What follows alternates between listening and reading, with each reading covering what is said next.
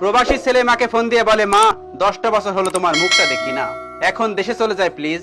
মা তখন বলে, তুই এত নাটক জানিস, এখন আমার মুখ দেখার দরকার নেই। ছেলে তখন বলে, মা তোমাকে দেখার জন্য এই মন ব্যাকুল হয়ে আছে।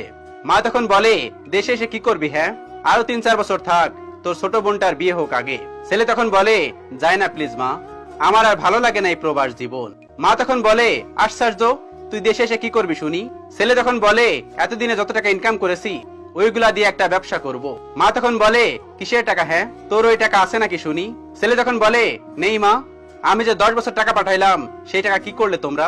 মা তখন বলে, কি আবার করব, তোকে বিদেশ পাঠাইছি মানুষের কাছে টাকা ধার নিয়ে, সেই টাকা শোধ করছি, আবার আমরা খাইছি, তোর ছোট ভাইকে একটা বাড়ি করে দিছি।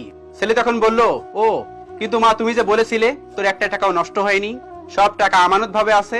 মা তখন বলল, বলছি তো আছে। ছেলে তখন বলল, আচ্ছা ঠিক আছে, সমস্যা নেই। মা, তোমার শরীর কেমন আছে? সুস্থ আছো তো? ঠিকভাবে ঔষধ খাচ্ছ তো? মা তখন বলল, হ্যাঁ ভালো আছি, এখন ফোনটা রাখ, পরে কথা হবে। ছেলে তখন বলল, মা তুমি জিজ্ঞেস করবে না আমি কেমন আছি? মা তখন এপাশ থেকে বলল, বিদেশে কেউ খারাপ থাকে নাকি? সবাই তো ভালোই থাকে, এখানে জিজ্ঞেস করার কি আছে? ছেলে তখন বলল, ও সেটাও তো একটা কথা। মা তখন বলল, ফোন রাখ, কাজে যা এখন। ছেলে তখন বলল, মা আর একটু কথা বলি না প্লিজ, আমার ফোন কাটতে ইচ্ছে করতেছে না, বলি না আর একটু কথা। মা তখন বলল, তোর কোনো কাজ নেই দেখে আমারও কোনো কাজ নেই? ছেলে তখন বলল, ও মা এমন করো কেন, তোমার সন্তানের সাথেই তো কথা বলতেছো, বলো না আর একটু কথা।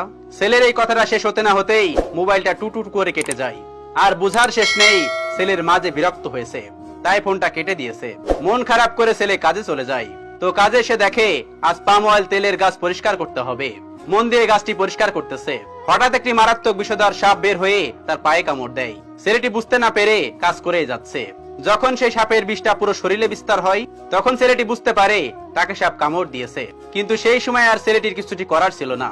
এর ঠিক 10 মিনিট পরেই মারাত্মক বিষের প্রভাবে ছেলেটি মারা যায় সেখানেই। এরপর কিছু প্রবাসী ওর মায়ের ফোন নাম্বার দেখে ওর মাকে ফোন দেয়। ফোনটা রিসিভ করার সাথে সাথে ওদিক থেকে আওয়াজ আসতেছে, ওই তোকে বলছি না তো ফোন দিবি না, বিদেশে সুখে আছিস তো, কাজ কাম নেই তেমন, সব সময় ফোন দিতে হবে দেশে? এই কথাটা শুনে একজন এই পাশ থেকে বলে ওঠে, খালাম্মা আপনাকে কেউ আর ডিস্টার্ব করবে না, আপনার টাকা বানানোর মেশিনটা আজ পরিপূর্ণভাবে নষ্ট হয়ে গেছে, আপনার সন্তান মারা গিয়েছে, আমরা লাশ পাঠানোর ব্যবস্থা করতেছি, অন্তত তার মৃত দেহটাকে দেশের মাটিতে কবর দিবেন। মা তখন বলে ওঠে, কি হয়েছে আমার ছেলের? সেই প্রবাসী বলে ওঠে, আপনার সন্তান আর এই পৃথিবীতে নেই, ওকে সাপ কামড় দিয়েছিল, সেখানেই মারা গিয়েছে। এই কথাটি শুনেই মা কান্না করতে থাকে। আর ওদিক থেকে কিছু প্রবাসী মিলে তার মৃত দেহটায় টেপ পেঁচিয়ে দেশে পাঠিয়ে দেয়। আমরা এই প্রবাসীকে ঘৃণা করি, এই প্রবাসীকে নাটকবাজ বলি, এরাই নাকি অযোগ্য মানুষ, কিন্তু আমি বলি এরাই হলো দেশের খাঁটি সোনা, এরাই দেশের রত্ন, এরাই দেশের একটি শক্তি। ভালোবাসা নিও প্রিয় প্রবাসী ভাইয়েরা আমার।